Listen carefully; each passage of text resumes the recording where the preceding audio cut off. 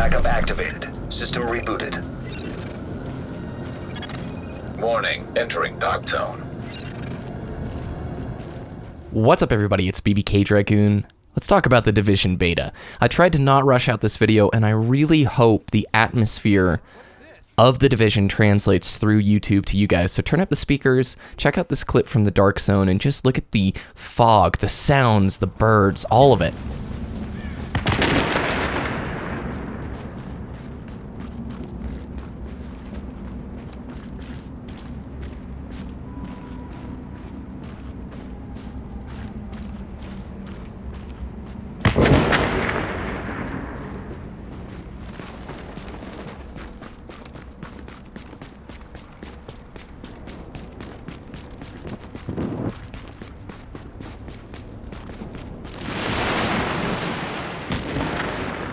To put it in perspective, those noises off-screen, that gunfighting, those are players engaging with one another, trying to take their gear in the Dark Zone.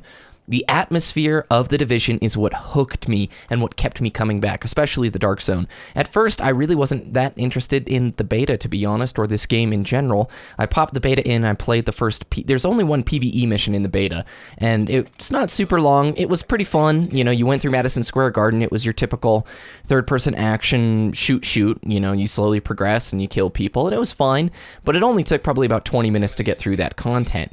After that, you could explore the city a little bit or go to the Dark Zone. The Dark Zone is going to be the biggest chunk of this video and the point at which the beta hooked me, because I actually, after the PvE mission, I'm like, I don't want to go to the Dark Zone. I don't have anybody on right now. So I was like, all right, that's fine. Average. And I sort of put the game down.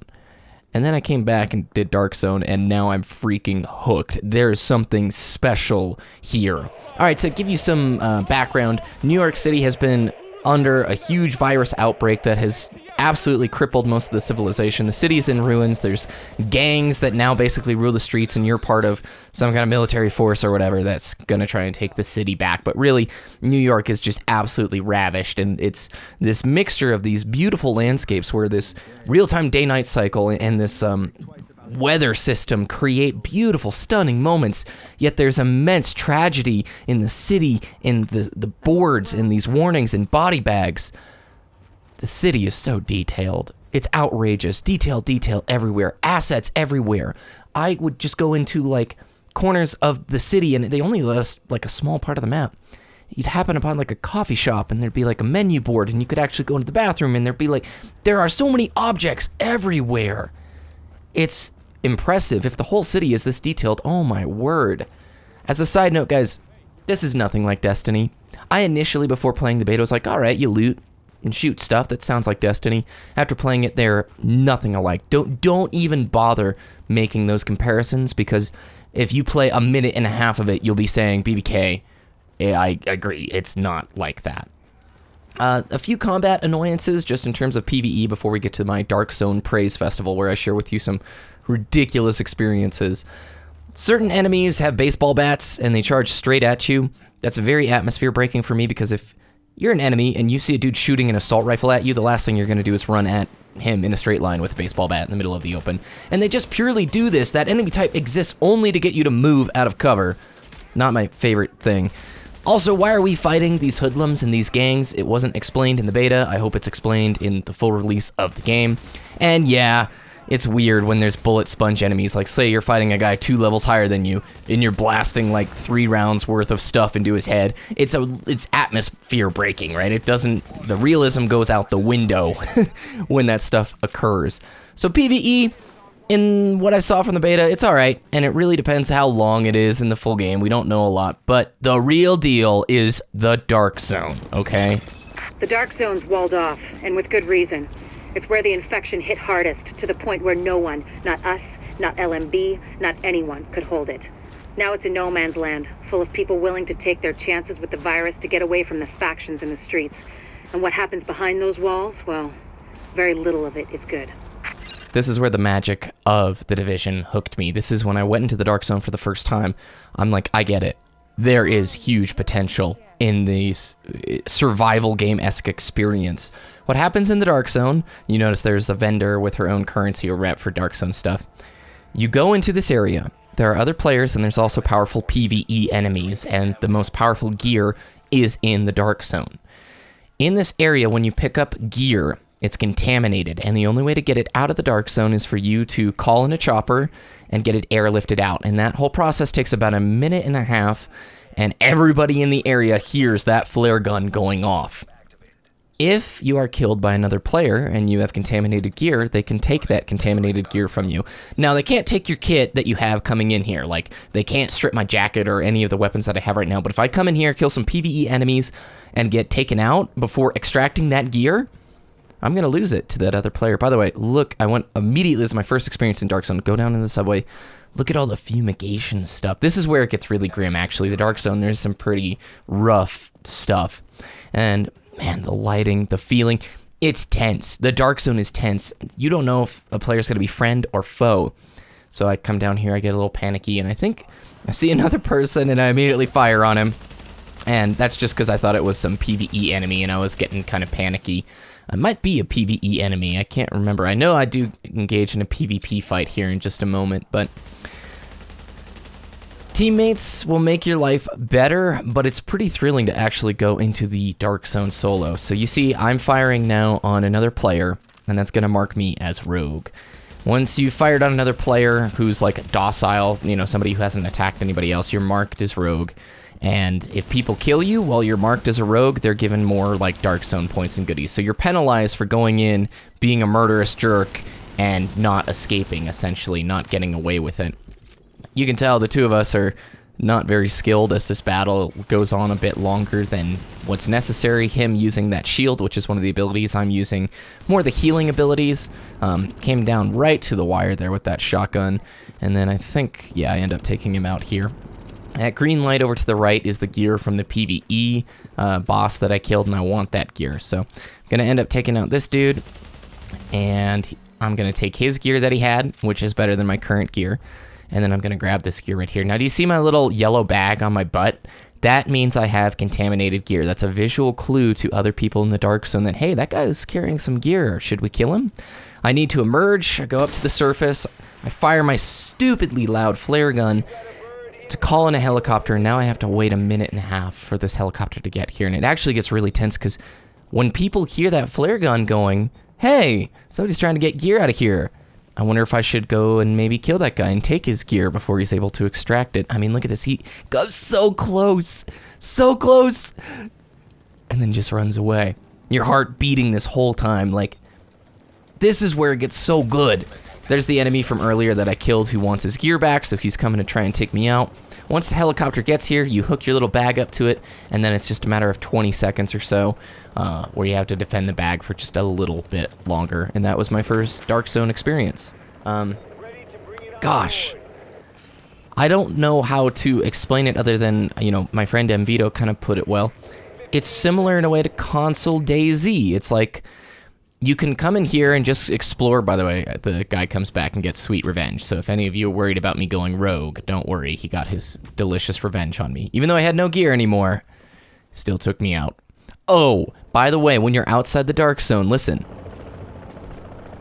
You can hear flare guns, the helicopter coming in to extract gear, and the gunfights that are going on when you're outside of it. So if you hear that, you could run inside real quick to try and catch them. It gives you the feeling of this continuous world. It's not segregated like Destiny's patrols, where moth yards are completely separate from Forgotten Shore. Anyway, oh yeah, check out that in your home base, little Splinter Cell reference. If you guys ever played Splinter Cell, shout outs in the comment section. All right, a few more Dark Zone experiences. This time I'm with my buddy MVito. Playing with a friend obviously makes the Dark Zone a little bit more of a confidence-inspiring experience. When you're solo, it's very tense because anytime you run across a team of 3 and you've got gear, there's a good chance they're going to absolutely nuke you. It's a big enough area. Oh yeah, and there's emotes that you don't have to pay for. The Dark Zone is a big enough area with enough verticality that you can escape. I should note that if you kill enough players and raise your rogue status up under a certain amount of time, a manhunt will begin. Now, do you guys see these little red markers? Those guys are rogues. That means there's extra points for killing rogue players. When a manhunt begins, you have like 5 minutes to try and kill this guy. And the whole area is alerted to it. He gets a little icon that helps you try and track him down. But if you're the player who does the manhunt, you have to try and escape and evade for, I think, 5 minutes. It's a certain amount of time. Here in this situation, that yellow guy on top of the truck is actually an AI enemy. And so we're all going after him because we want his gear. I revive my teammate, and we run up to go grab the gear. But you'll notice more and more human players show up because they want to get some of the action. They want some of this gear. And as more and more of these human players show up, the tension rises because, hey, we all just got some loot. Are we going to help each other? Are we going to kill each other? Like, what's going to happen here? And it becomes this really unique player experience, man. Like, oh, it's cool. It's just straight up cool. So in come these dudes. I tell Vito, I'm going to cover you. Grab your gear, man. Grab your gear. These guys are like, all right, I want some gear too. We'll pick this up. And then we notice more and more people just keep showing up. And it's at this point we're sort of like, all right, we need to get out of here. There's like 7 dudes right here. The longer we stay around these guys, the more of a risk we take in regards to, are they going to kill us? Okay. As the video kind of wraps up here and these last few Dark Zone experiences continue, a couple of wonderful ideas that the Division has. At the beginning, you're introduced to a matchmaking laptop from the very start of the game, where if you don't have friends to play with, you can matchmake together a party if you're going to do patrol, which is like PvE stuff, or if you want to do Dark Zone. Something that Destiny has completely failed in doing in regards to putting teammates together for certain activities in regards to like Nightfall or raiding. So if you don't have friends to play this game with, there is a system in place to hook you up. But I will say, this is one of those multiplayer experiences that benefits from having teammates. Very clearly having teammates. This situation, very tense. There's a lot of gunfighting going on right now as people are trying to fight in. And I get scared, and I think this dude fires on me first, and we end up getting just crushed by a higher level fire team. So, whatever. I don't know what you call them. Parties, groups, something like that. You have a home base that grows over time. There's a lot of RPG elements tied to that home base. As you progress, collect more resources, more abilities become available to you. Same thing with leveling up. There's 3 like tiers or trees of abilities that you can access with a lot of mods. A lot more depth in the abilities that you have access to than even in a game like Destiny. The emotes are free, and it's just kind of a fun way to, at least I think they're free for now. And the UI is absolutely incredible. The amount of data that they have to show on screen. By the way, I'm killing a player who's rogue to get some extra points. You'll see when he goes down here, we end up getting experience and Dark Zone points. Oh, no, just Dark Zone points. Okay. And those Dark Zone points raise your rep so you can buy from the vendors. The UI is simply incredibly well designed for the amount of data that they need to show you on screen. All right, as I wrap this up, I'm just going to tell you guys, I love the atmosphere. The city is full of detail. It's fun to explore, and the Dark Zone is a tense, unique, console survival gamey feeling experience that made the beta for me. I don't know. I'm not going to tell you go out and buy this. In fact, I'm just going to tell you wait until launch and reviews and we find out how big the game is, because with the amount of detail they put into the area that was explorable in the beta, I don't know how it's possible to make a large city that has that same level of detail, but this game has been in development for a long time. Also, they do have a season pass already, because what is gaming in 2016 without a season pass at launch? So just wait until release, but do know I absolutely love the beta, and I didn't love it at first, but it grew on me, and there's some truly epic experiences that can be had. Alright, thanks for watching, you guys. I hope you all have a wonderful rest of your day. BBK Dragoon, and I'll talk with you next time.